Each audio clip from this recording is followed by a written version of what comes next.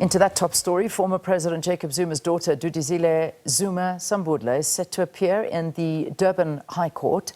Zuma-Sambudla, who was released on a warning last month, appeared on a charge of incitement to commit terrorism and 2 counts of incitement to commit public violence. The state is alleging that during the period from the 29th of June to the 17th of July 2021, in various places within the country, she unlawfully and intentionally incited others to commit terrorism using social media posts, notably via her Twitter, now X, account. For more on today's court appearance in Durban, we cross live to SABC News reporter Simphiwe Makhanya. Simphiwe, give us an update. How are things looking there? Because I know it's usually a trial, I imagine, that's widely supported, but perhaps maybe talk to us about what we can expect today.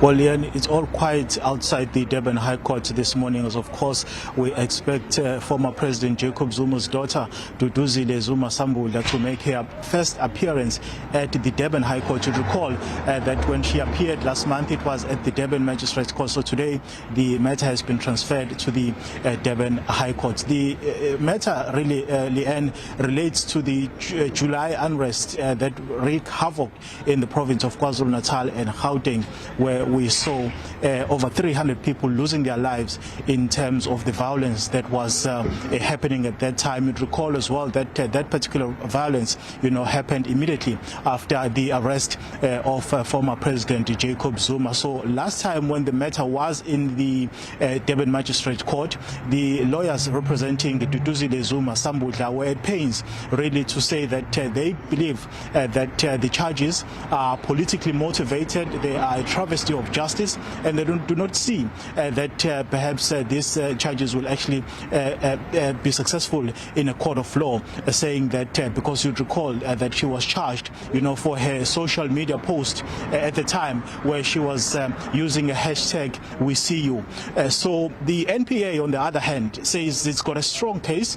It believes that it has taken about 4 years really to analyze and put together the necessary evidence that will ensure the conviction of former President Jacob Zuma. However, the NPA does concede, though, that this is quite a complex court case, and therefore, a lot of technicalities will have to be, adhered to in order for them, to obtain a successful conviction. This morning we're expecting the supporters of the MK party, Umkhonto weSizwe party, which is the political home of Duduzile Zuma-Sambudla, to gather outside court. In fact, as you came to us, I started seeing the presidential protection unit, which perhaps may give an indication that former President Jacob Zuma is also amongst those who are expected to attend these particular proceedings.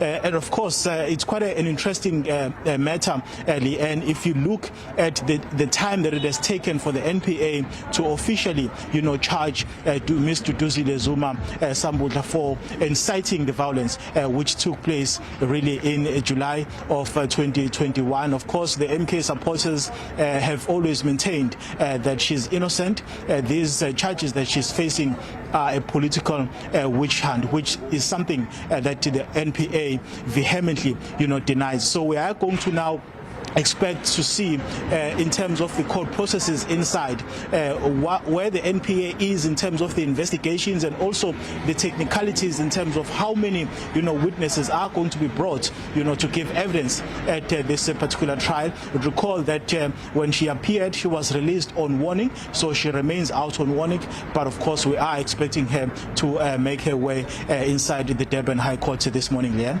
All right, we'll leave it there. That's a story we'll be following very, very closely. Simphiwe Makhanya giving us a little bit of background to this particular case, and also highlighting that we may very well see former President Jacob Zuma in appearance there after seeing some presidential protection guards around there. So we'll keep an eye on that.